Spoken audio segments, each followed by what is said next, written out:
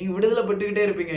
சத்துருவை கடிந்து கொண்டுகிட்டே இருப்பீங்க. விடுதலை ஆயிட்டே இருக்கும். எல்லா கட்டுகளும் உடைஞ்சுக்கிட்டே இருக்கும். அப்படி தாறுமாறா சத்துருவுடைய பாளையத்துல அடி விழும். கர்த்தர் பயங்கரமா கிரியை செய்வார். இது ஒரு ஒரு சும்மா நான் நார்மலா சொன்ன மாரி சொல்றேன். பட் நெறைய பேரோட கட்டு உடையும். It's a very powerful truth.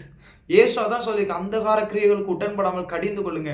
உங்க ஐடென்டிட்டியை கன்ஃபஸ் பண்ணுங்க. ஜீசஸ்ட டீமன் வந்து சோதிக்கும்போது என்ன சொன்னான் தெரியுமா? நீர் தேவனுடைய குமாரனே ஆனால் அர்த்தம் என்ன தெரியுமா? உன் ஐடென்டிட்டியையும் உங்க ஐடென்டிட்டி மேல முதல்ல கை வைப்பான். 2வது உங்களை சின் பண்ண தோண்டுவான். அவனை அப்போ இப்போ நான் எப்படி அவனை ஜெயிக்க முடியும்? முதல்ல என் ஐடென்டிட்டியை கன்ஃபார்ம் பண்ணணும். நான் வேஸ்ட் எல்லாம் உபச்சாரி இல்லை. நீ சொல்றபடியெல்லாம் இணங்குறதுக்கு நான் அப்படி கிடையாது. நான் பரிசுத்தவான். நான் அவரோட ஐடென்டிட்டி உடையவன். நான் ஜீவனுள்ள தேவனுடைய பிள்ளை. அடுத்த லைன் நீங்க இதை சொல்லுங்க. இயேசு நான் கடிந்து கொள்ளுகிறேன். அவ்வளவுதான். வர்ற உங்க ஹார்ட்டுக்குள்ள தாட்டு வந்தோடனே பதற வேண்டாம். ஐயோ பாவம் செஞ்சுட்டேன். கிடையாது. அதை ரிஜெக்ட் பண்ணுங்க. எனக்கும் இருதயத்துல வந்த தாட்டுக்கும் எந்த சம்மந்தமும் இல்லை. I know you are demon.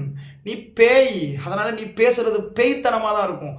என்னால அது கூட உடன்பட முடியாது. நான் ஜீவனுள்ள தேவனுடைய பிள்ளை. நான் பரிசுத்தவான். இயேசுடைய ரத்தத்தால கழுவப்பட்டவன். நான் மீட்கப்பட்டவன். நான் ராஜரீக ஆச்சரிய கூட்டம். நான் வேற மாதிரி. நான் பரிசுத்த ஜாதி. நான் யாரு? நான் பரிசுத்தத்துக்கு அழைக்கப்பட்டவன். என்ன நினைச்சுக்கிட்டு இருக்க பிசாசு?